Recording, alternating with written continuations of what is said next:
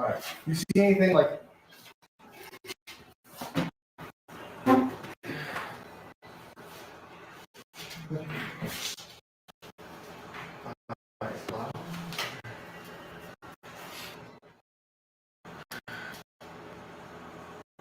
Let's see here.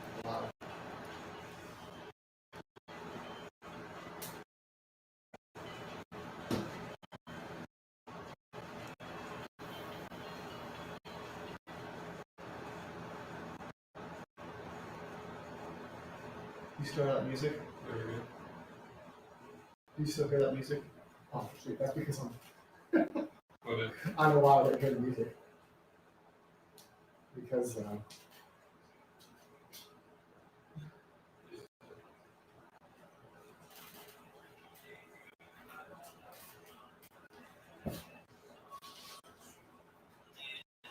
ooh, it's loud. It's loud. Do you like the, here, what do you think? What do you think of the, you like it? Works for now.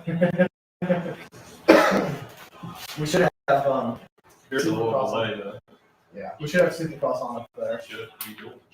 I don't know how to do that. Ready? Ready to ever be.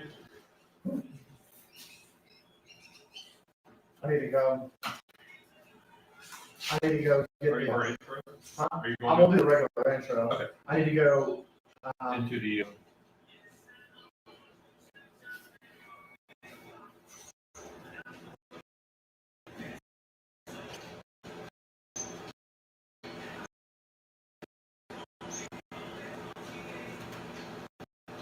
I need to get, Audacity up.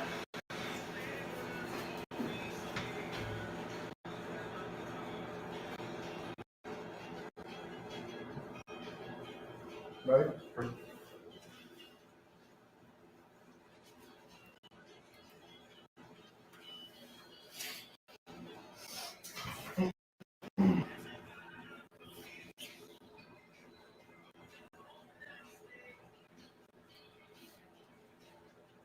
cut the paperwork.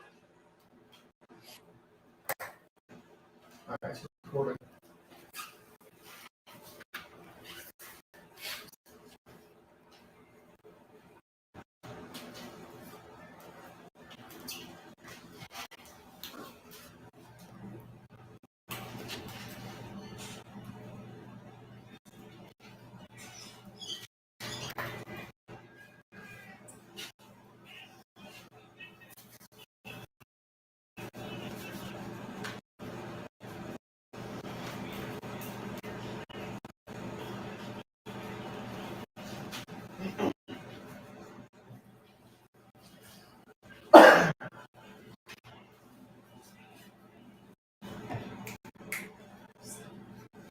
Up. 61. I said 70, right? 61.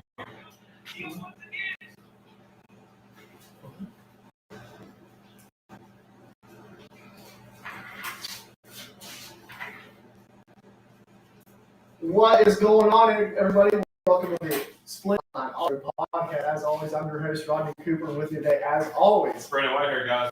What is up? what's up, guys? This is our first live show. Brandon, are you nervous? Not at all. Don't look at the cameras. I'm not going to. It's just a phone. It's a fun. Just a phone. It's fun. So we're excited to you guys our first live show on Facebook, on YouTube, and this is also going to still be on Spotify just like always. So we're excited to bring it to you guys. We're excited to get started. It's going to be the same old show. If you're on live, it might be a little bit different than normal because you're going to see our pauses sometimes when we talk to somebody on the phone, but it's still going to be great. So we're excited to have you guys here. Make sure you hit us up in the chat. Let us know if you have any questions. We're going to have an awesome guest on today, Jared Bolton, the junior trail boss of GNCC, will be joining us later in the show. So we're excited to have him on, and we're excited to do this show. So, Brandon, Yeah. what's up, buddy? Not much, man. And make sure you go subscribe to YouTube. I know you haven't said that yet. Yeah, subscribe to our YouTube channel. If you're just on Instagram, then make sure you all get on Facebook and do that as well. So before we get into it, we have to thank our absolute awesome sponsors. First and foremost, we want to thank Guts Racing. They are the best seat cover, seat products in the nation, in the world. If you need a seat cover, if you need a seat for your bike, Guts is the best. That's right. Style, performance, you can't beat it, right, Brandon? Yeah, they'll make anything for you. If you want a custom job, call them up and they'll hook you up. Don't trust us. Yeah. Trust people like Joel Hetrick. Trust people like Brad Duvall. Trust those guys that actually put those pieces of equipment to the test. So trust those guys. Just try to. Yeah, absolutely. We also want to thank our awesome sponsors, Seal Savers. Thank you for coming on board and support this show. Anything fork seals, anything side four-wheelers, ATs, dirt bikes, mountain bikes even. You're really into mountain bikes lately. Yep. Got a little bruised rib from a mountain bike. We'll talk about that here in a little bit. But you need to protect it. This time of year, you know as well as I do that grime is just nasty. So if you're riding, protect your equipment with an easy fix. It's Seal Savers. It's affordable. It's the best part. And what makes it even more affordable is if you go on Seal Savers and type in the discount code SplitLine with a capital S, you'll get 25% off anything you buy from Seal Savers. Right. And our New sponsor. Right. Sunstar. Sunstar. We are excited to bring Sunstar on gear. Sunstar sprockets and chains, they are the best in the business. That's all that we run. Yep. They are on all kinds of pros bikes. I have the list. I don't have it right in front of me though, but pretty much the entire pro ATV row is running Sunstar. Yeah. And if they're not, they should. If they're not, they should. That's right. I just put a whole new set chain sprocket. I was just texting Doug here, and I told him, I was like, I got impatient, so I put them on. Yeah. I bought one. So here's the thing.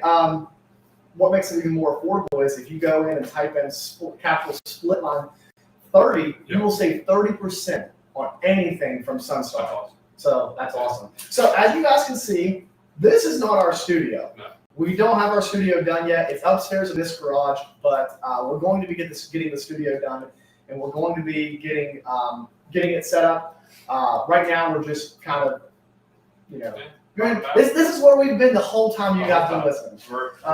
So we got our heater set up today. Brandon was making sure the heaters were working. They're a little small. They're a little small. This garage is not insulated, so it's cold. It's cold outside. So Brandon, what have you been into lately, buddy? Not much, man. Just working really. Getting the bike ready. 14 days, I think, to the full fast sprint Dora, where we're going to head down there to North Carolina and doing that. So getting that stuff together, get my boys' bike together. Just trying to get through the cold weather. It's cold weather. It is brutal. It is brutal. It's like what, 8 degrees in the morning or 5 degrees in the morning when we wake up? It's tough, man. It's really brutal. It's supposed to be, like you said, even colder here soon. So what about you? So I went to snowshoe this past weekend, and we did a little bit of snowboarding. It was fun. It wasn't the GNCC at snowshoe, but it was fun. We had a really good time. The family went up there. We did some skiing, some snowboarding, and it was a really good time. You didn't go to Power Soul? I was looking in there. I was looking as we were going up the chairlift, but no. That place is. I mean, there was a couple monthly still hanging. I saw some still straggling out of Howard's Hole. Yes, it was kind of scary. But no, we were talking about mountain bikes earlier. So I've been running the Maxxis tires on my mountain bike, tubeless tires, on a non-tubeless rim, running some duct tape in the middle. Sounds about right. Yeah, sounds about right? So I had a blowout the other day, and that ground's really hard right now. And I took a little dinger to the ribs and have some sore. But those are the ones from football that you cracked? Probably. Yeah. So if I had a line that would block for me. Yeah, right. Fair enough. Fair point. So, Brandon, let's get right into fantasy. Yeah. I mean, I'll tell you what, Supercross was crazy. Oh, Fantasy's crazy. The racing's amazing.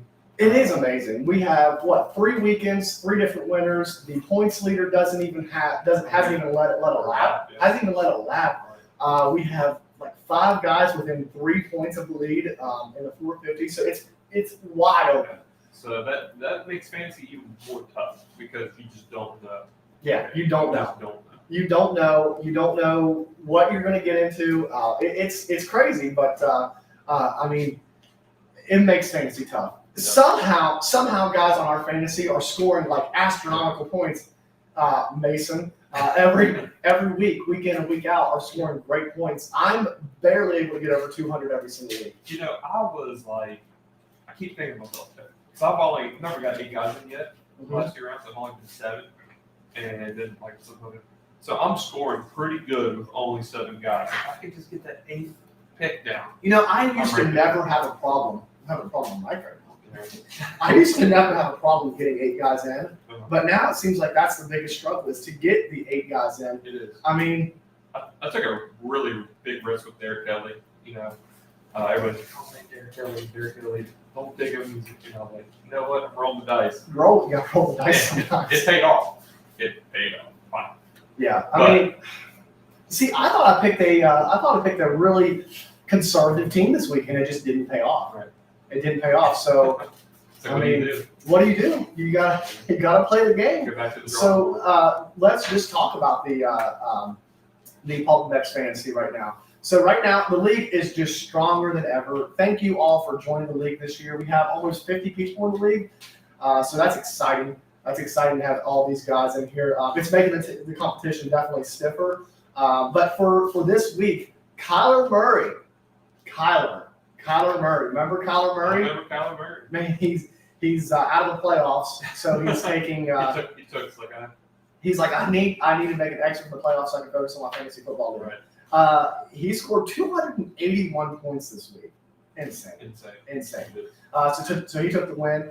Walker Taylor took second. Dark Side from Pulp X. Yeah. He took third. Justin Groff. Was that Justin Groff? Did you change his name? Is it Jay Groff? Jay Groff? Yeah. Okay, he must have changed his name. Wasn't it something else? He needed something to rebound from. Yeah, he finished 4th. Hammer 512 finished 5th. Let's Go Brandon finished 6th. Chase Boo Bear finished 7th. And Brandon finished 8th. Right. Mason finished 9th. And Jason Ellis finished 10th.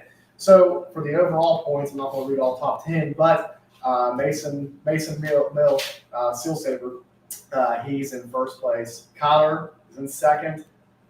B-Box in third. Marty Seal Savers is tied for third. Let's Go Brandon in 5th, and Brandon Whitehair. That's right. Brandon Whitehair in 6th. Bringing the game. I'm like in 13th. You know, So it's I'm Tomac right now. I'm just like hanging back there and waiting to strike to get my first one. yeah, We'll exactly. get to that. Exactly. It doesn't matter if you win if everybody else finishes first and then 30th. Right. So You know. So over on the Rocky Mountain side, I know you don't like it. It is what it is. how did I do? Terrible, like usual. But we have a new leader this week. Q710 is in first with T McNabb in second, Ronnie B 109 in third, Wade Walton in fourth, and Gabe Walton in fifth. And then Justin Groff 660 is in sixth. And we're going to scroll down to I'm in 14th, and this league is terrible. You can stop there. I don't even want to know. Still scrolling. Still scrolling to find you, right? Thank you guys for joining us and playing these games with us. It's fun. It's a lot of fun. 18. So, okay, speaking of fantasy, do you want to talk about this a little bit? Or do we want to hold off on this? On the what? Fantasy. We can.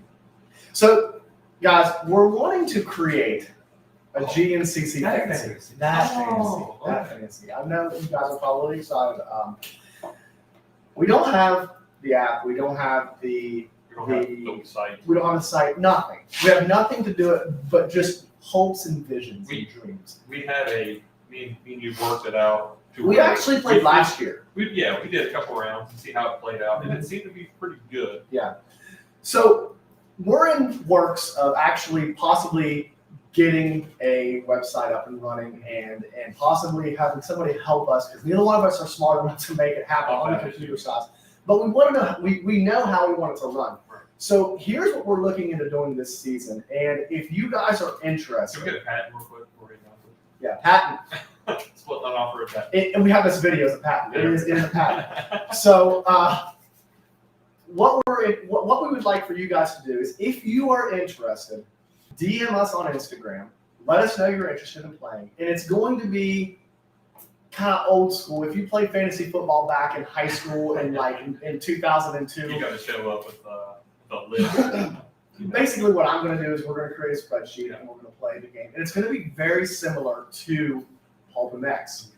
It's going to be different with how we do stuff, but it is going to be similar to Pulp MX. So what we're going to do is, I think we're going to basically do it by hand. Yeah. And we might have to do like an honor system.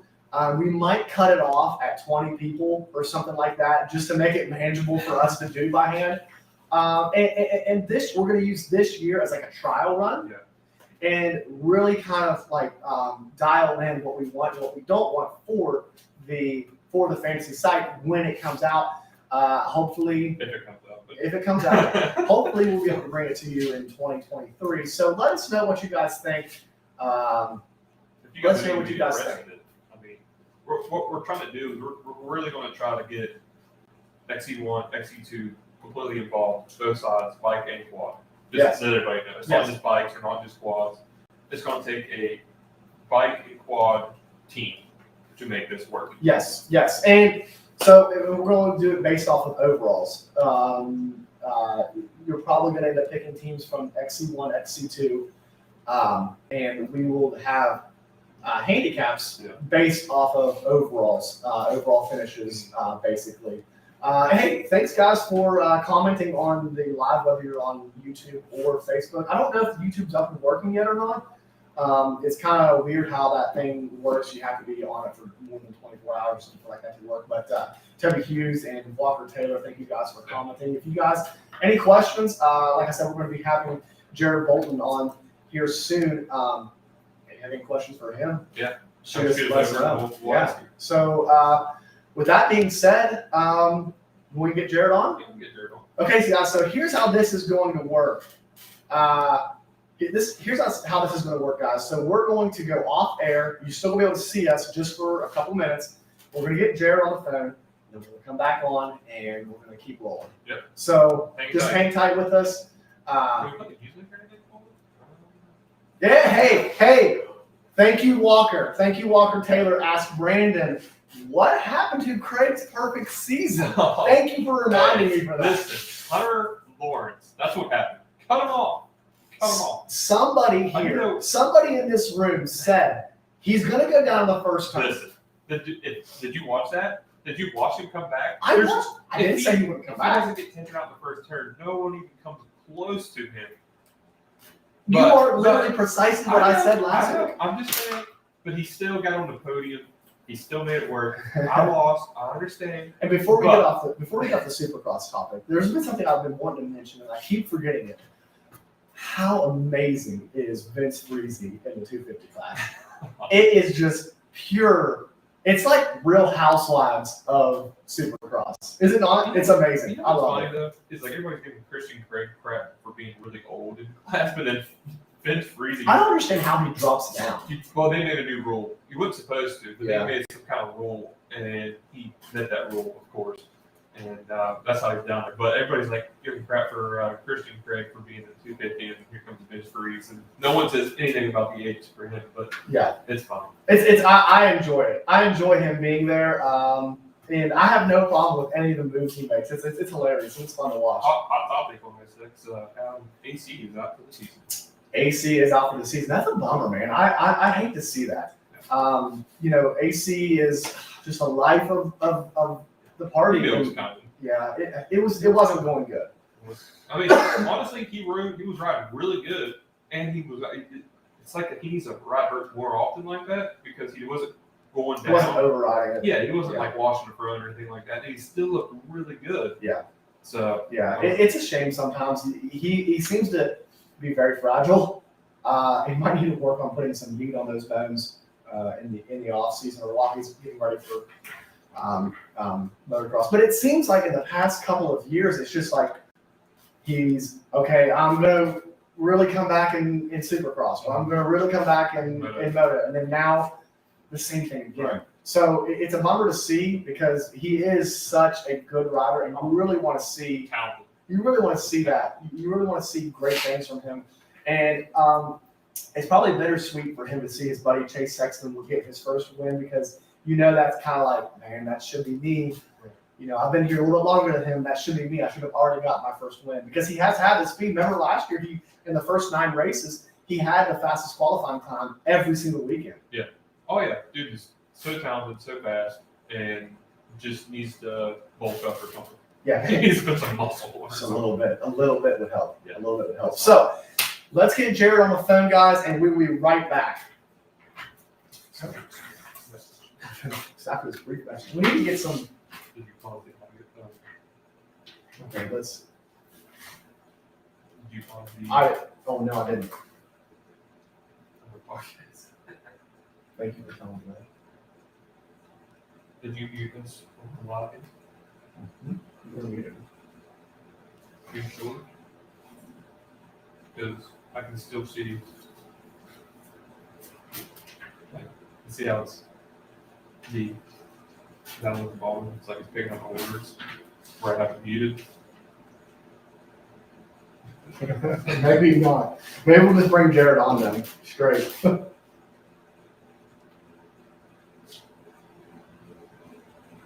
think We're not muted? No. Okay. I guess we're not muted, guys. I don't think we are. You're on. We're just going to bring him straight on then. Hey, Jared, how's it going?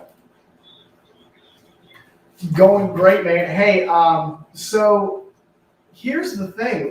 We are doing our first live show, and so you're actually the first guest we've ever brought on straight on to the live show without having a debrief before we go live. So welcome aboard.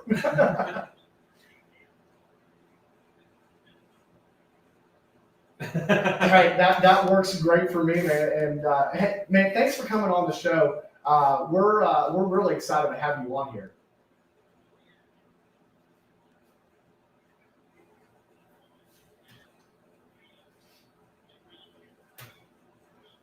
Right. Yeah, exactly. Hang on 1 second. For some reason, the podcast is not recording, so I need to exit out of that. First time. This is our first live show, so we're trying to work out some kinks right now. They're saying they can't. They're saying they can't hear him. They can't hear him? That's what Toby said. Okay. You have muted. I do not.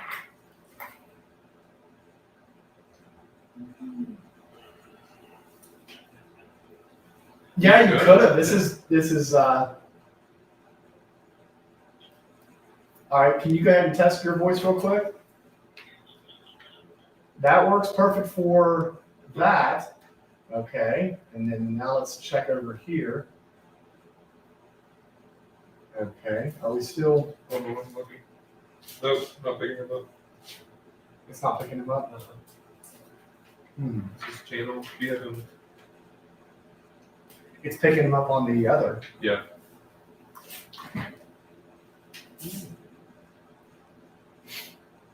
Oh boy.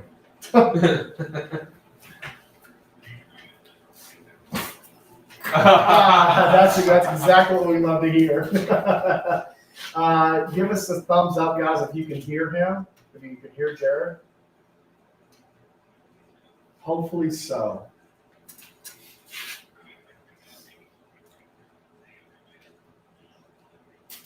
I heard Austin said he can barely hear him on Facebook. Let us know if you guys can hear Jared on Facebook. On the Book of Faces. It's this one right The here. blue one? Yep. I don't know if this matters or not. Still can't hear him from YouTube. Hey, we're working on YouTube. At least that's a good thing. I'm on Facebook and I can barely hear him. Oh my gosh, what in the world? Don't don't really understand that.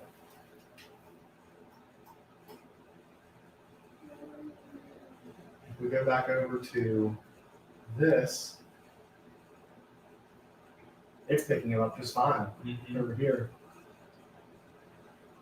I wonder if can you send him a link and just have him come through. I don't know how to do that yet. That might take a minute. What we could do is we could share a mic like we used to. You want to do that? You said not. Is it look? Yeah. Right here. Yeah, I guess. Invite guests. Hey guys, you are live with us, and as we're trying to get this thing figured out. So we appreciate you guys hanging tight. How would you do that? And then you just copy right there and send them. Copy. Yep, and then just send it to him. Okay, what do I send it to one? So you probably send this.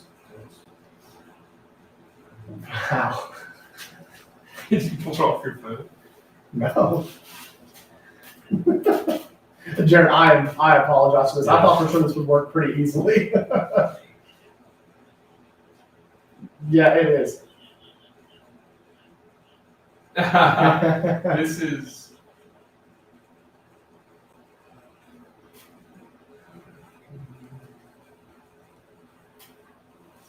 What if we just share a mic?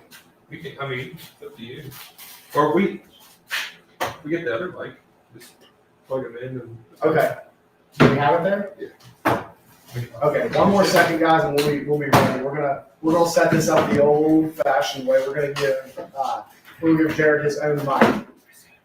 I think it's upstairs. Actually, we're gonna share a mic. You want to share a mic? You mean you and them? Yeah. Okay. We'll figure this out next time. Yeah, we will figure this out next time. Okay, go ahead and try that. I don't know who Mike is, but I feel sorry for him. Mike is getting the raw end of the deal right here. So what we're doing is basically, Jared, I am holding the phone up to the mic, so that's how we're gonna have to do this. There we go. Hey, Jared, thanks for coming on the show, man. We appreciate you being here. Appreciate you being a part of the show. You're somebody that we wanted to have on the show for a while now, and here we are making it happen. Oh yeah, I appreciate it. I'm excited to come on. Like I said a few minutes ago, always enjoy this kind of thing, and nothing better than just shooting the breeze with some people that like dirt bikes, quads, all that good stuff. These are the coolest people on the face of the planet. They're into that kind of stuff. Absolutely. So for those of our listeners that may not know who you are and what you do, which is kind of crazy, can you give us a brief background about you? Yeah, so I got involved with GNCC series back in 2010. Kind of started out with the TV crew before there was ever a live TV show. And I was just kind of coming to the races, doing that kind of stuff. And then I said, hey, you guys know I've put on some football races before, right? And that was it. Next thing I knew, I had a staple down in my head, opinions of errors, that kind of stuff. And been at it ever since. Just kind of progressed up. We very often up the company and we hired on Ryan Eccles. And Ryan and myself are the ones that actually go out and lay out the wood sections of the track. Then I get to ride some wheat. And then we run some motocross races too. And I like to call myself the Swiss Army knife when it comes to that. So I'll just get thrown anywhere and everywhere there. Yeah, that's one thing you do not want to do is go to a racetrack and say, "Hey, yeah, man, I used to do this stuff," because somehow you get ripped right in every time. It happened to me. I used to help the Pyramid Valley for years. Yeah, you definitely have to. Yeah, Jared. So I'm sure everybody that listens to this podcast has either seen you out on the tracks before or heard you give a track description. I'm not gonna lie though, whenever I've been on the line and you're giving a track description, I'm like, oh my gosh, like where's he at now? I can't remember where he said he was talking about. But like it's deep. I remember being on the track before, and like, oh, this is what he was talking about after I went through the section. Yeah, no, I identify with that too, because I know, like, when I race, it's been the exact same way. I remember, I'll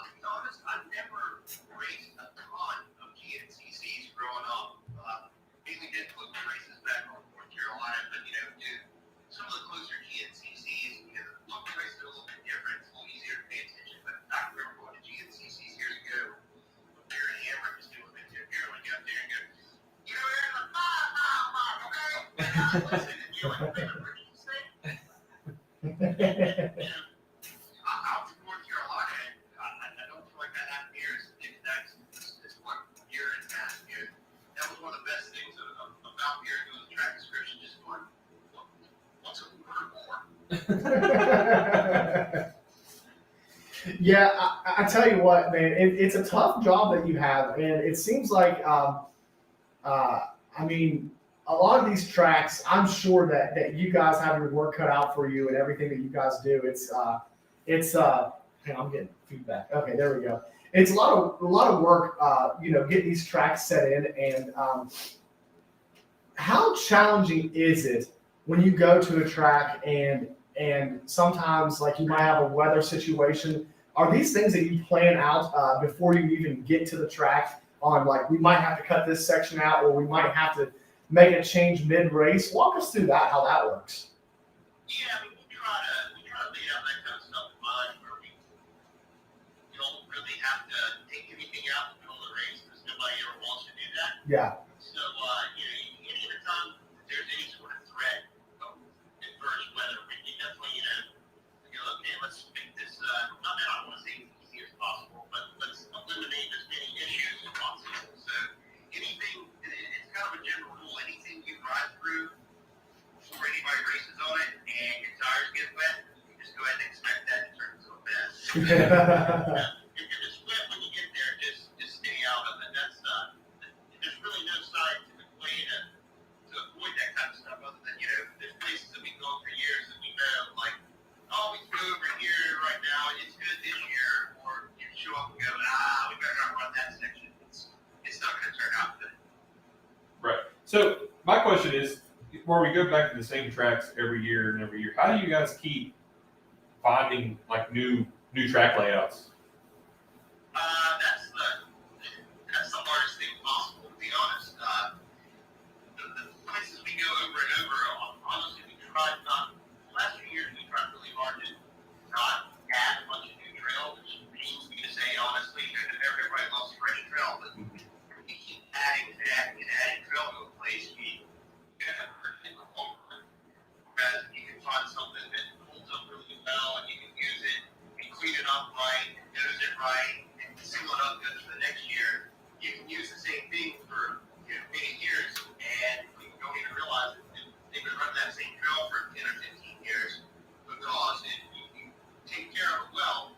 When you come back, it's not all messed up and nasty and running up.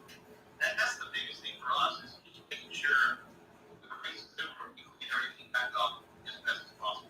Yeah, so you guys actually bring in like a little truck, like I won't say a truck, but with Bobcat and clean up. You guys clean up the trails with that. So those are actually the brand we use. Sutter is the name of it. Sutter Trail Dozer. There's basically two branches, Sutter and Swigo, and they all started out as the same company.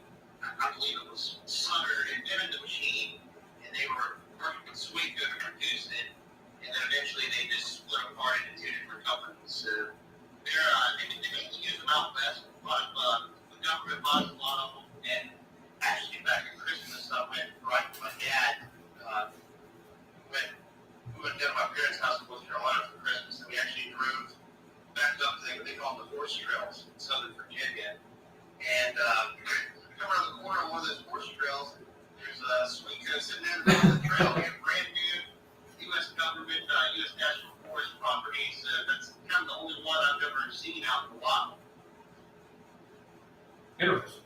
Yeah, that would be kind of weird coming around a turn and next thing you know you see a piece of equipment sitting right there. Yeah, it was unique. It was nobody was running it, just sitting there parked, but I'm looking at it going, oh my gosh, you don't see these things just sitting around. Right. Yeah, no, exactly. That's pretty awesome. So Brandon, you were talking about what happens when you go to a old track that you're trying to find a new trail on. Jared, what do sometimes you guys end up going to new tracks. What is that like for you guys? And is that something that you enjoy, cutting in a brand new track that GNCC is going to use? Or is that kind of like, kind of more nerve wracking because you've never ran that area before? It's a mix of the two, to be honest. that's pretty cool. But at the same time, you're also going, oh man, this was somewhere we ran 1,000 times. We can piece together what we want to do in advance. Whereas this place, you really need to show up and I'd say 2 days sooner than what you normally would, just to be able to get the lay of the land, be able to cut that stuff. Really, more than 2 days is what it takes. We were in some discussion with the place down south, and it was going to be brand new. Basically, there's never been any trail on that chunk of property at all. Unfortunately, that fell apart for this year, but there is still a good chance we can make that happen for next year. So that'd be one of those deals we either, depending on if it was the first race or we run it as the fourth round, whatever. Regardless, we're going to spend multiple days in advance making something like that happen. Yeah. So we're about 3 weeks out. So what do you like? Is there any setup or prep that you guys are doing right now, or are you guys just go in about a week before and do it all, or how's that work? Yeah, so the typical GMCC event, sometimes we actually don't even go out and do anything until Tuesday morning before the race. That's when we got a good solid plan, or we backed up with another event the weekend before or something like that. But as far as the opening round, we like to go down Saturday or Sunday prior, start Monday, and work out all our little heats. Everybody, it's the same for us. We have been doing it all winter, so it's nice to get back and have an extra day to kind of get back to the groove of things. So realistically, that's one of the only ones we really give ourselves an extra day, unless it's somewhere new. Right.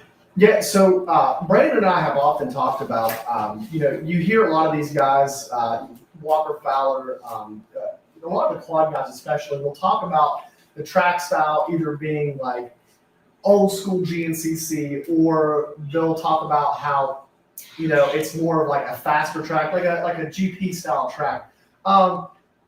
Does that depend on the area that you're in and how much those tracks have been beaten in, or what do you like to prepare for the riders? Is it a mixture of both, or what's your take on that? Well, I really like a mix of both. For me to go out and ride, it can all be dirt bike single track for me. Not everybody likes that. So, we really like to mix it up, have a little bit of both. But, there's some places that you go that the trees grow too far apart, or, too close together or whatever. So you're just going to have that faster course, or you're going to have that tighter course. They can't all be at Camp Cook where you go to the woods and it's kind of tight, and then you get to go wide open across the field, and you go back to the woods and it's kind of tight, and then you get wide open across the field again. So there's just, places like that that have a good mix are our personal favorites. But, it really depends on the lay of the land in a lot of places. Yeah, I'm sure it does. And now, do you guys have, when you're making these trails and stuff, and I know it came to a big play last year, right before the last round, do you guys actually mark off 30 feet from each side and then stable, or how's that all work? No, actually, we kind of go through, and anything that we know is going to, could become an issue, that's obvious, it could become an issue. Go ahead and put up that white line, little pink tape on it, double strike placards and that kind of stuff. But what happens is, as the race weekend goes on, everybody checks out the place, stuff obviously happens. Stuff gets blown apart, everything like that. And, we're taking up some new initiatives this year to try to combat that as much as possible and eliminate that, put some extra eyes out there on the racetrack. Some extra experienced eyes as well. Yeah. Are looking for that kind of stuff. So, it's ever evolving. Yeah. Now, another thing we're talking about towards the end of the year last year, walk us through the life of Jared Bolton on the last race of the year, Ironman. How stressful was your Sunday, that day of that final dirt bike race?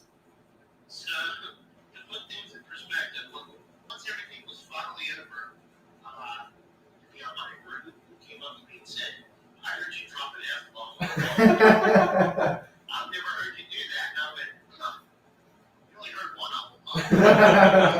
Because there were about 4 or 5 that I'm pretty sure I let fly. You know, it was, that morning actually started out.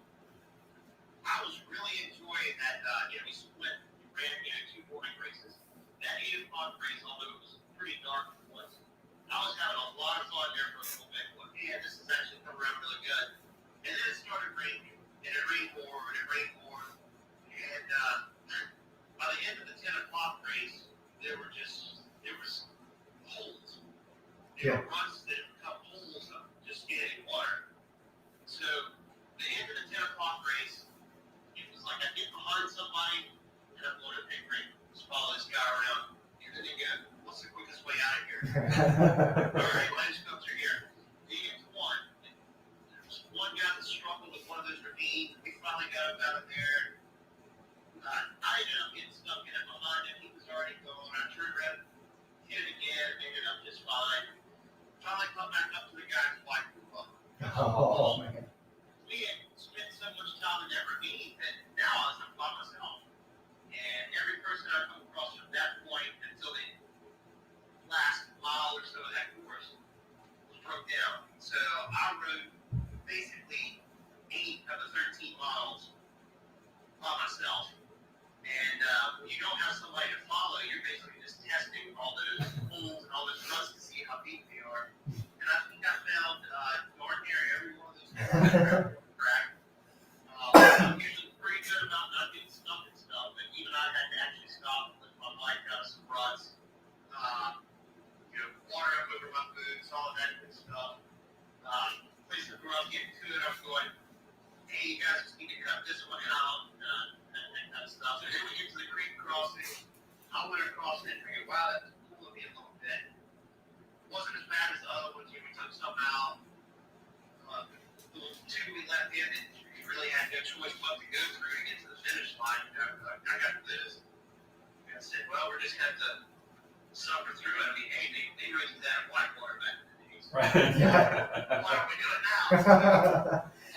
Yeah, that was pretty bad. And How many mid-race changes did you actually make during the races? so I did the calculation a couple weeks ago. Yeah, that track started out a little over 13 miles, and I think the afternoon bike race was barely 8 miles. Wow, that's crazy. Yeah, and actually, the end of that afternoon bike race, it actually worked out really well. One creek crossing got so deep that once so few people were on the track, and it was safe to go backwards up the track to the finish, Jeff and Ryan actually rerouted it and took it out and sent people backwards towards the finish. So when I got there and got down to that first creek crossing, I didn't have to run the last mile of the track, and I've never been so thankful to be done with a motorcycle in my life. I'm sure. Now, okay, aside from that mess of a race, and you guys orchestrated it, I mean, flawlessly with what you had to work with. What is there a track or an area that you look forward to more than others of going to?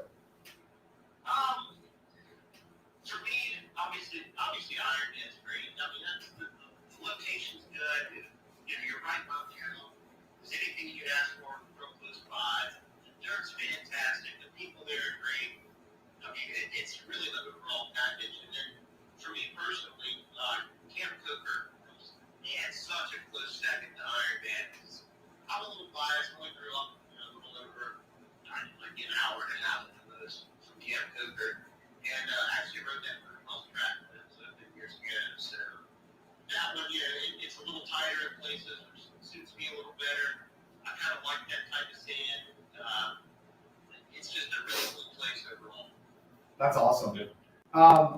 Brandon? So other than being a trail boss, do you race yourself, or do you go out and ride, or do you just like doing that? So I do a little bit here and there. I usually do the Sumter Enduro every year. Actually signed up to do that. I'll do God bless it. CXC races. Every now and then I'll get to one of Richie Nolan's mountain skate races, and I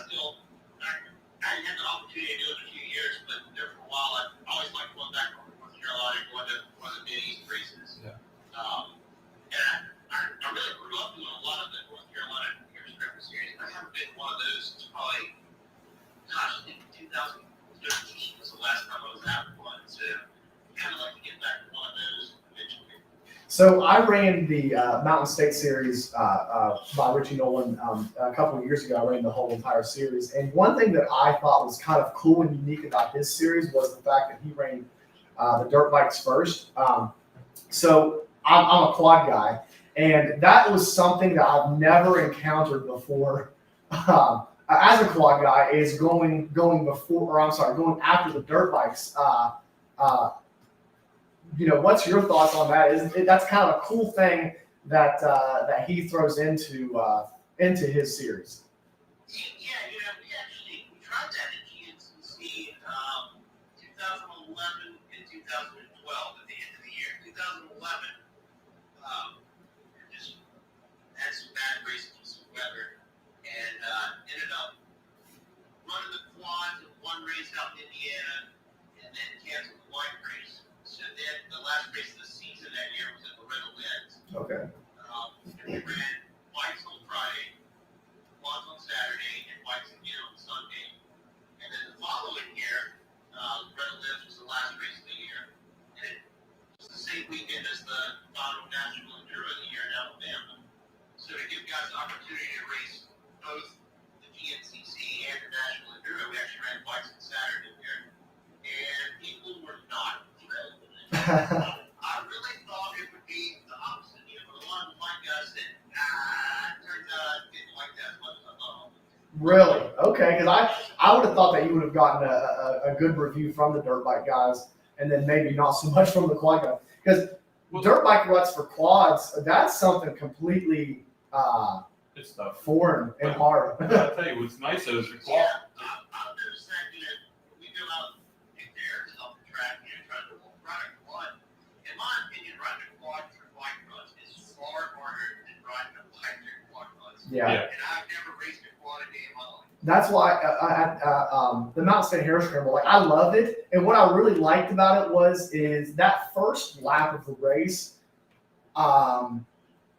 you got to kind of go at a slower pace, just because you were able to see the track. And my whole theory on that was I'm just going to make it through the first lap, because by the time everybody gets through here, the second lap is going to be nothing but quad ruts, and that's kind of the way it was. But it was cool, something like extra to navigate, especially up hill climbs and everything. That way you don't drop a tire in a dirt bike rut, then you're stuck on hill climbs for sure. Yeah, I think, to me, especially for UCC, I think the quads were the first actually put a lot of sections of track a little bit better. Yeah. They would have, kind of blown off the little sticks and, kind of where you're at, if you're down south Pine Needles. If you've never ridden on Pine Needles directly, it might as well just be hard packed slip play with ice on it. Really? Yeah. So, they really help with things like that. I think as a bike guy, I always joke and say, if you can take like the first 4 rows of the morning quad race and let those guys run a lap and then go ride a bike on it, it'd be perfect. Yeah. Okay. Yeah. It would be.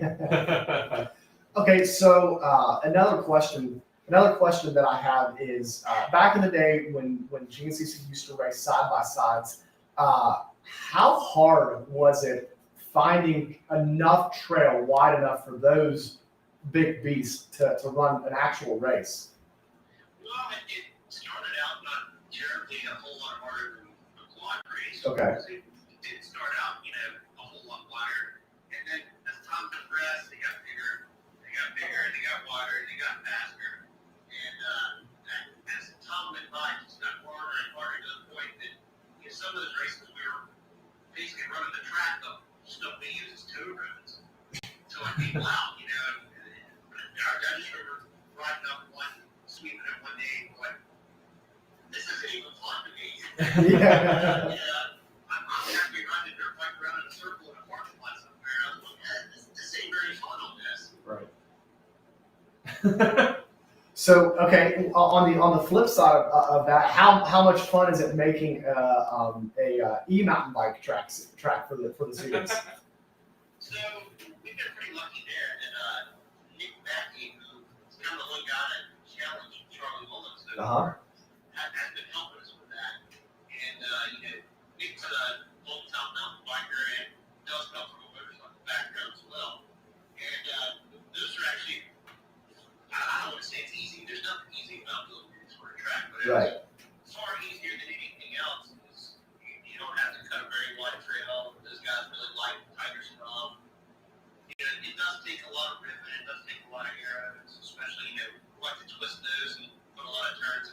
Right.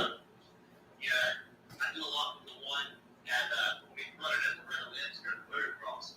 And man, it's like I love Loretta's. The racer we get Loretta's. I'm not super keen on first leading up to it, that kind of stuff. But being able to go out there and do that, kind of play around in the woods, definitely makes that whole Loretta's experience a lot more fun. And I'll tell you that track there. If anybody races e-mountain bikes and haven't made it to that one, you really should consider making the trip to that one. I know it's a long way just to do one race, only be involved in that, but man, that place is a lot of fun for you. Yeah, and it's so cool to see the e-bike series grow like it has. I mean, you can just see every year, and then race by race, it just seems like you're multiplying numbers and numbers, and that's something like 10 years ago, like we never even thought of. And then now all of a sudden, it's not just a like, hey, we're doing this as an extra thing. It's an actual highlight of the weekend. Yeah, I mean, it is basically 100% growth on the e-bike entries from its first year. The first year was 2019. I don't remember the exact numbers, but it more than doubled for 2020, and then in 2021 we were another 46% higher. So it's over 100% higher now than it was when it started. Wow. That's awesome.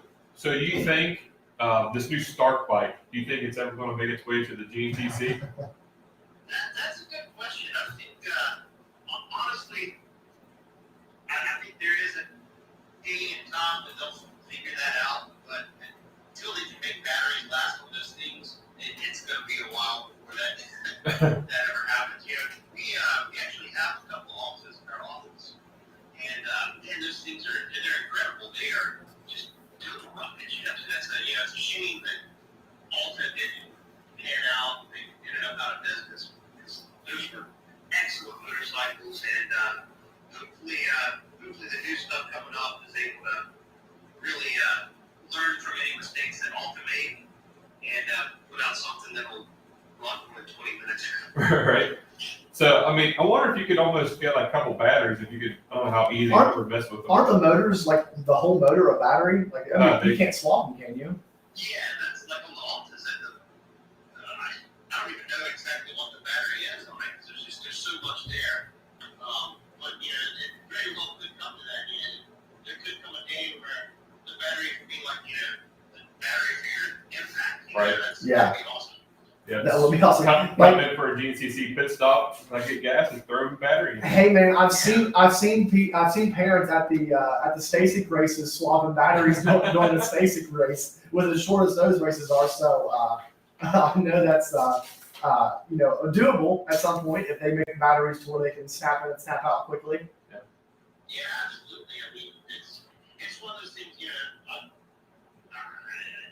I'm not a super big electric fan, but to me, I'm not one of those guys going, this is stupid. To me, it's one of those things that there's no denying that there'll be a day that they really figure that out, and it's going to be cool watching it all unfold. And in my opinion, it might be even cooler than watching the whole four-stroke pattern. Yeah, I think the biggest thing for me is I'm curious to see if they're going to ever let them run with the gas or if they'll make like their own class. Yeah, that would be. See, I'm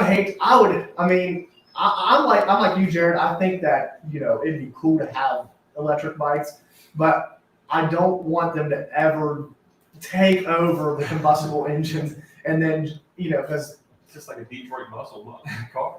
the sound, the smell of the races, like that's part of the experience. So. Yeah, exactly. That's me to a T as well. To me, I just don't see a possible way it can ever totally Yeah. replace a normal motor, at least not in any of our lifetimes. Who knows? Nothing will ever beat after the 10 seconds call, the dead silence to the roar of what's 600 engines. Yeah, exactly. I mean, it'd be a whole lot different to hear 10 seconds and then Ricky throws a green flag and you hear chain slap. Yeah, exactly. So, Jared, we know that you are a historian of GNCC. Your knowledge is through the roof of that. But are you a fan of like Supercross and motocross? Yeah, our sister company is MX Sports. We run the whole pro motocross series, and I cross races and enjoy watching Supercross. I always get to watch the first few of them, and then when we get back to racing, we kind of peters out there a little bit. I don't get to see as much of it, but yeah, I'm definitely it's got two goals. The 10 p.m. starts are tough after a full day's work on a GNCC track, huh? Yeah, exactly. That's just a long time. That's not even possible. I'm pretty well about to pass out. Oh man, it's rough. It's rough. I struggled through this past weekend. Just came back from snowshoe snowboarding, and I just got home right before the start of the race, and I was already half asleep and ended up having to watch the rest of it the next morning. Yeah. Yeah, well, we were actually lucky this past weekend. My wife were out in Vegas for the AIM Expo, and so we're actually the same time zone as the race. Oh, nice. Actually, we were able to watch it at a normal time. Okay. Got spoiled last week, and then just be totally ruined again this week. Right. Oh yeah, yeah. It's rough. It's rough. I can't wait till they start heading east a little bit. Yeah. So what do you think of this Supercross season so far? I'll tell you, so far it's been really, it's been great. I think there's been some great racing.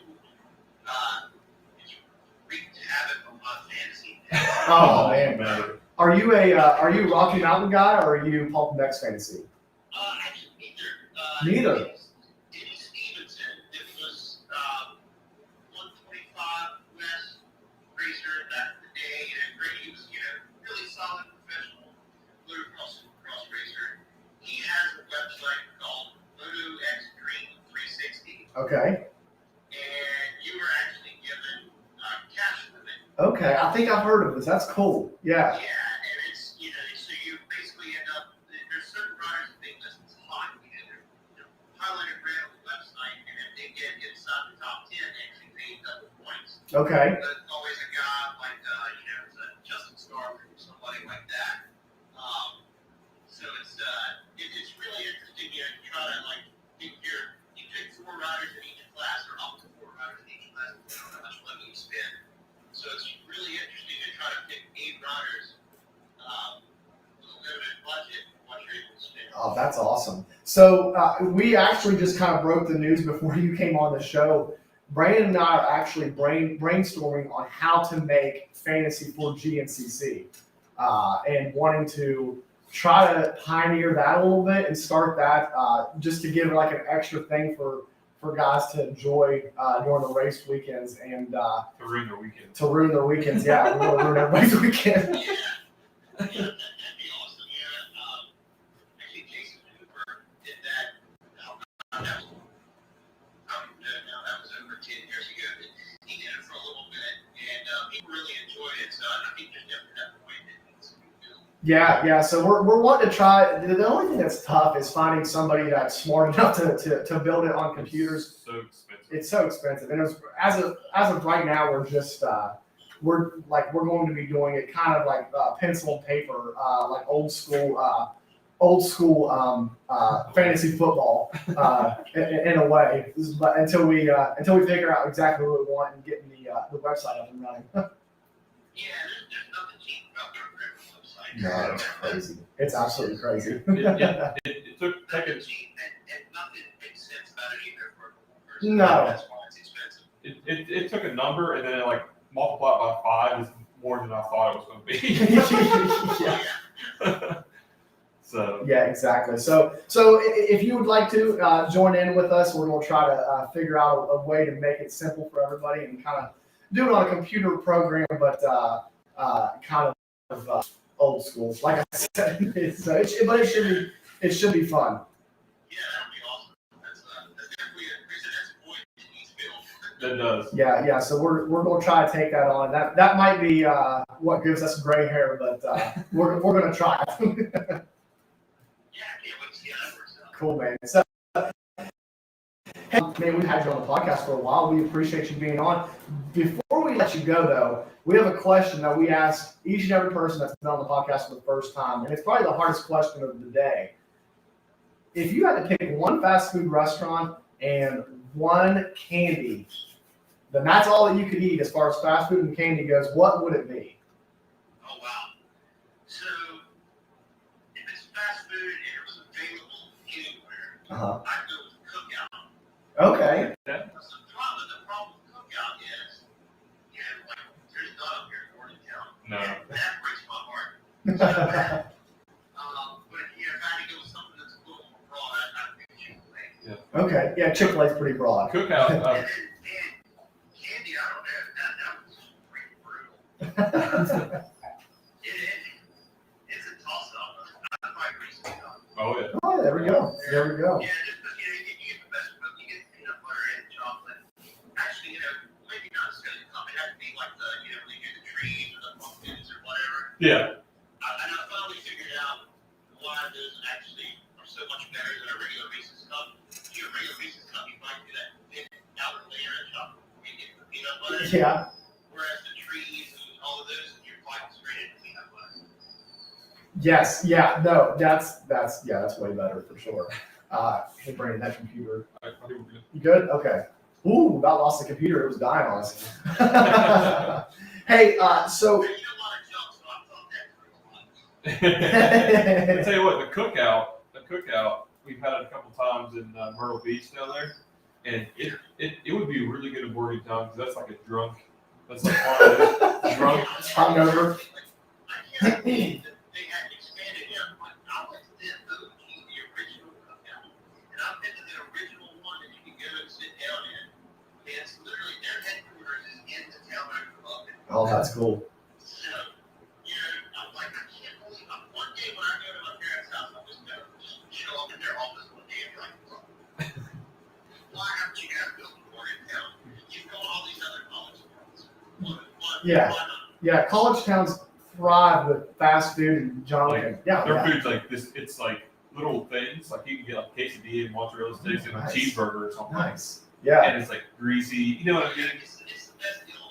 You get a tray, you get a burger or whatever, you get two sides in it for like $5. Yeah. There we go. it's Yeah, cheap. I'm Like I said, down. It'd be great. I'm down for sure.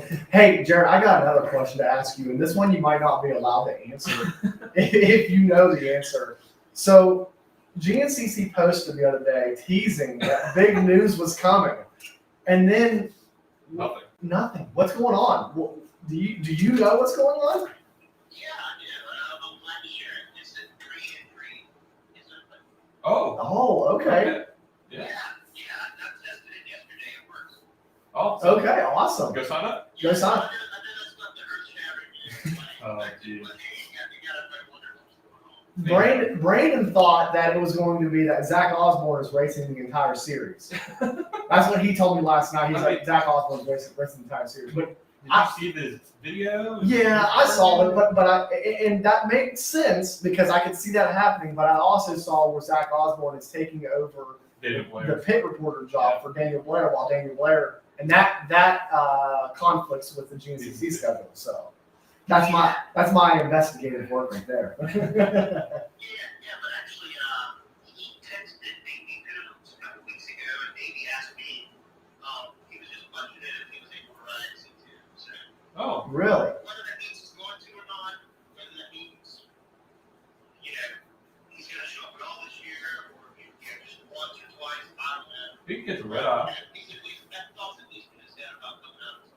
Yeah, no, he'd be a great person to have out. And when he was out before, it was awesome. You got a lot of viewers from the Supercross world. I really, Brandon and I don't get to make it to a lot of the races that are far away from West Virginia. But I really enjoyed watching the live feed and watching people comment on it that were, like Marvin Muskin was watching the Racer TV. Well, it's like Cole Seeley was watching. It's like he had Jet Lawrence with him this weekend.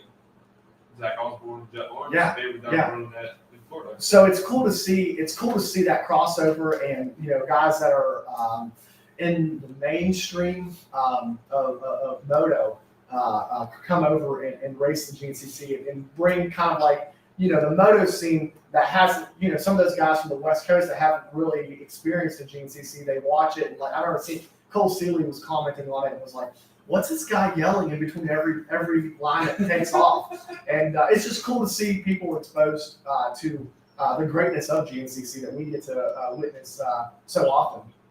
Yeah, I mean, it's awesome.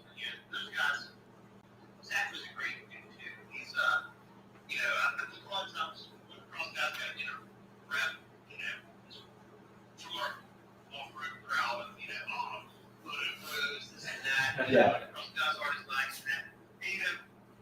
Zach's a super good guy, obviously, Aaron Plessner, he's a great guy, so it is cool to see that crossover and realize that they're just regular dudes, too. They still love riding their bikes, even though they're doing it every weekend. Yeah, and is it a coincidence that Zach Osborne, right after he ran the GNCC, he went and won the outdoor title? I don't think that's a coincidence.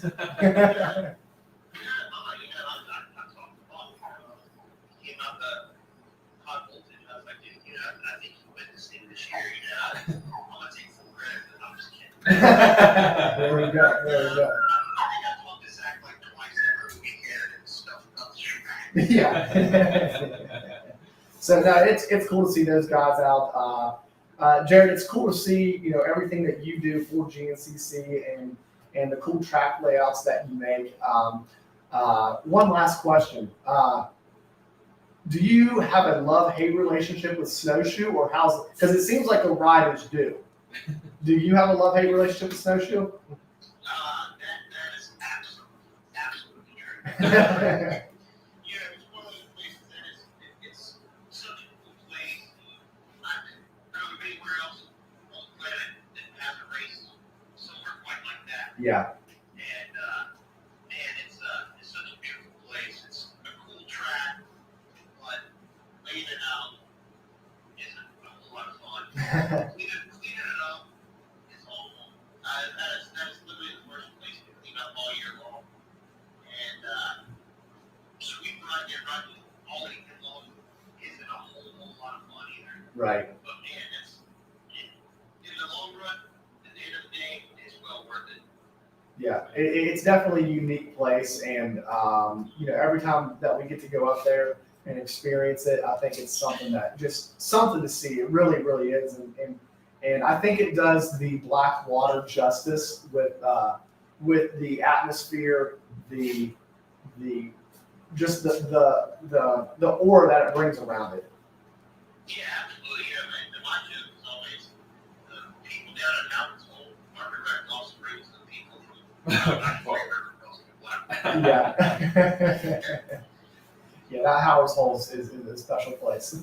We were actually just talking about when I was snowboarding. Brandon said, "Did you go check out Howard's Hole?" And I said, "I think I may have saw a few people still straggling out of there." So. Yeah, probably. We were spreading hay on it, with grass seed hay down on it. I think there was 2 or 3 people. I think we were just kind of covering off the hay. Yeah, for sure. So, hey, Jared, we kept you a long time, and we appreciate your time so much for coming on the show. We'd love to have you on again at some point in time, and yeah, man, we appreciate you being here with us. Yeah. Hey, thank you guys for having me on. I'm always glad to sit down and talk anytime you guys want to. I'm pretty flexible on time. Even if there's a race going on, I can still find time to do other things. Okay. Yeah. Sounds good. All right, man. We appreciate it, and we'll talk to you down the road, buddy. Oh, yeah, sounds good. Thank you. All right, later. Thank you. Yeah, that's awesome. Yeah, that was Jared Bolton. We appreciate him coming on the show.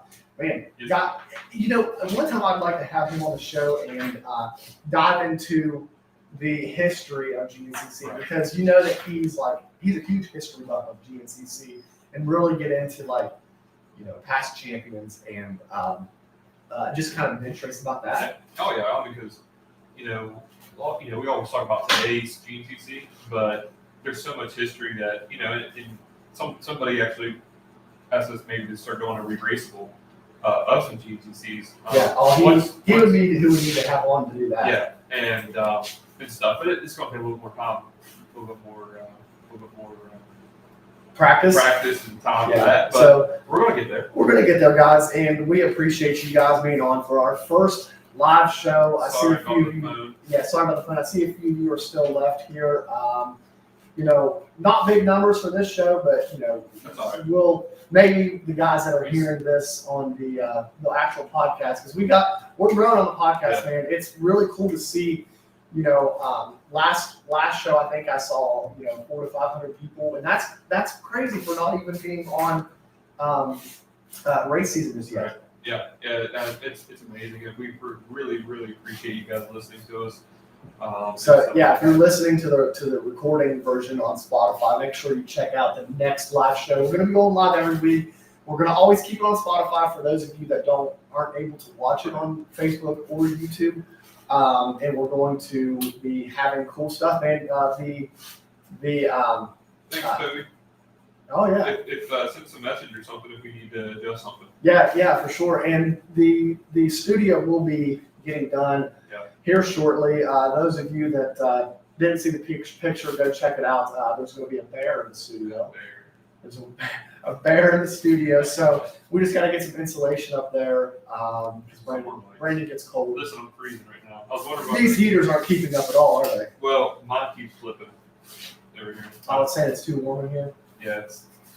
You can probably see our butts. My competitors right now. Just let you guys know that. So that's why I'm not moving a lot. I'm just like kind of staying in one spot, like. Look at this guy. Look at this big muscle-bound guy. You'd think he'd be a little bit more self-insulated. But, I mean, I'm good. you know, this is why I don't take him hunting with me. That's why I don't feel like. But yeah, we're going to be moving into the studio soon, guys. We're going to be having more of a racing-themed backdrop. So we're going to be getting some stuff in the mail. We're going to try to get a lot of products that we have as sponsors to have some stuff hanging up, and that's gonna be awesome. Yeah. Hey, Tony, post some pictures and tag us in it. Yeah, absolutely. We appreciate you supporting our sponsors, and that's the best way to support us, guys. If you want to support us, support the guys that support us. Right. So we appreciate that. Real quick, give me top 3 for 450. Top 3 for 450. Okay, man, it's crazy because it could be anybody. Yep. I'm going to say. And I'm going to throw this out there. I chose Chase Sexton to win last week at Rocky Mountain. Did you? Nice. You know what? I'm going to say Chase wins again. I'm going to say Chase backs it up, wins again. Cooper comes in second, and AP. Ooh, my And gosh, you are crazy. Why? You left Jason Anderson out. I He's know. the fastest guy on the track. I know. Right now. But he's had problems 2 or 3 races. So I'm going Jason Anderson. Okay. Then I'm going Eli Tomac. Okay. And then I'm going Chase Sexton. Well, that's you really went all in with all 3 of those guys. That's hard. This is the way it's going. Tomac, listen, Tomac is he's reminding me the year that he won. What's that? Whiskey Throttle. Whiskey Throttle Show. Thank you guys for watching. We appreciate it. Yeah, thank you. Thank you so much. So, but Eli is reminding me the year that he won the championship. How he was kind of just sitting back and getting points and getting through the rounds. And I think he's getting used to that bike. He's going to attack it. I'm telling you. yeah, no, I agree. Toby says Sexton, Anderson, Tomac. Kind of call them copy what you said. Pretty much. 250s. Since I already made my point that Does he sweep the rest up? that Craig is not going to sweep. Does he win the rest? Besides the East-West showdown rounds, does he win the rest of the rounds? No. No. I think he has one more round of a trouble that he doesn't win. He takes the championship easily. Yeah. As long as no injuries. Right. He takes the championship easily, but I think that there's one more round that he has a situation. Goes down in the first turn, maybe gets caught up with a lapper, something, and it doesn't go his way. If Lawrence and Mosman, I think, got in a battle, a really heated battle, I think Craig catches him in that last race. But, kind of slowing down a little bit. Oh, yeah, for sure. I think he catches him. That's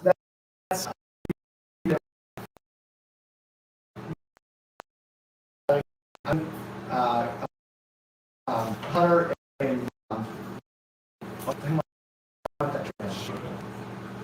yeah, Motor could. Here's my podium. Before we get off topic, here's my podium.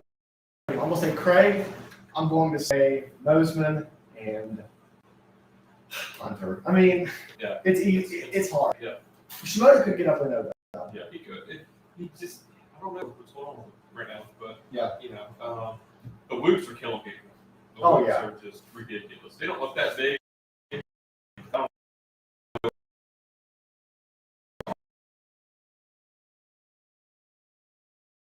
Yeah.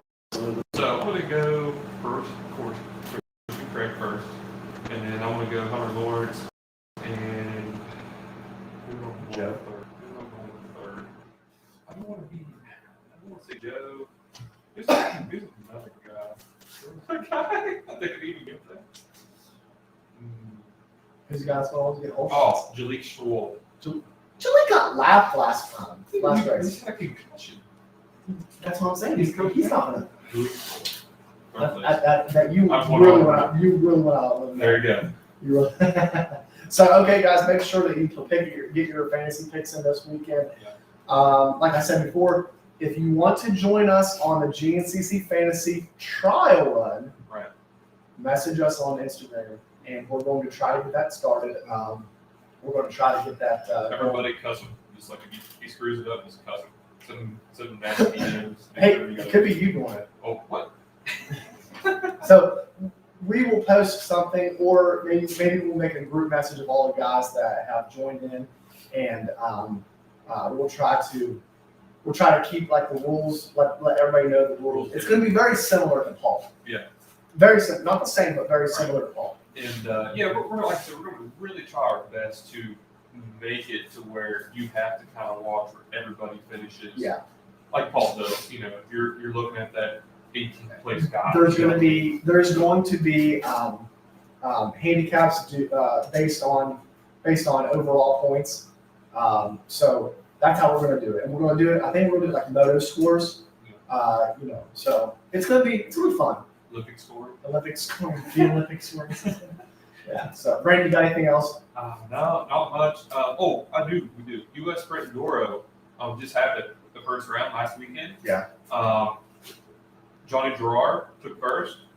Josh Toth second, and Lee Michael third. Nice. I had a whole list, and I know we're running close to time, but that looked like I watched the video of that stuff. It was snowed, so the first morning it was cold and snowy, and then the second day the snow kind of went away a little bit, but it was still kind of. But shout out to Johnny Gerard for that. And every time I say his name, I always think of Ricky Bobby. Or is it Jean Gerard? Joey Gerard. I don't know. I always think of it. Well, hey, speaking of races that aren't GCC, also shout out to Hunter Hart for winning that race down in Florida this past weekend. Walker Fowler coming in second. I'm not sure who finished third. Dude, Hunter's looking good. Hunter's looking good, man. He's looking ready to go. We're going to have to get him on the horn soon and talk to him about his season coming up. Bryson Neal's looking beastie. Bryson Neal looks like Hulk in the gym. He's going to have to start doing CrossFit or something. If somehow GNCC turned into like a CrossFit competition, it would be Bryson Neal would probably Phenom. Devin Phenom. He's an animal, Yeah. especially on a bike. Yeah, absolutely. So, yeah, for sure, guys. So, hey, thanks for listening to the show. Thanks for watching the show for the first time. We appreciate it, guys. Brandon, anything else? I don't think, man. Been awesome. Been great.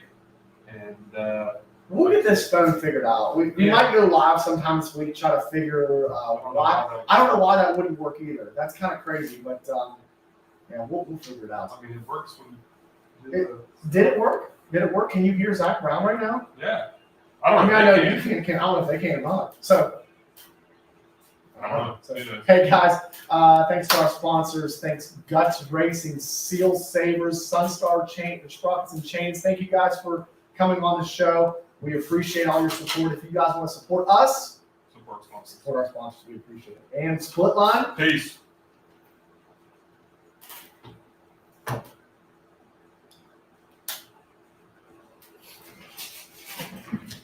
Turn the light out. I didn't realize the heater could kick off. It wasn't too bad to the heater kick because the power thing kicked. Yeah. And then I called Man, it's really cold. I can't believe he's still in the book.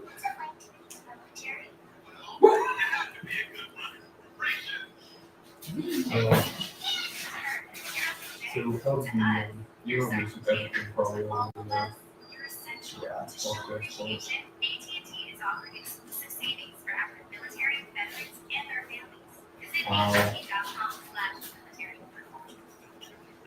We're still live. There's still cool people watching.